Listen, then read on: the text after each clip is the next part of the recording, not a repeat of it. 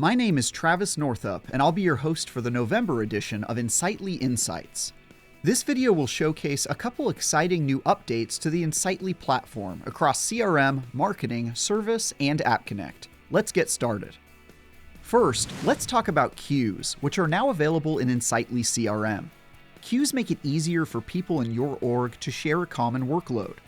You would typically see queues in customer service apps like Insightly Service, where the support team might work on a shared queue of incoming tickets. That same functionality is now available in the CRM, so get creative about how you collaborate. Try using queues to route time-sensitive tasks or leads to a group on a first-who-can-manage basis. It's a simple way to eliminate bottlenecks that occur when assigning leads to individuals who can't get to them right away. Next, a simple but insightful enhancement to Insightly marketing journeys. If you're unfamiliar, journeys help you build sequences of actions and emails that can help you nurture prospects or save time on repetitive tasks. You're now able to get detailed insight on the performance of email templates within a given journey to help you answer questions like, how many of these emails were actually opened? Use this data to make informed marketing decisions.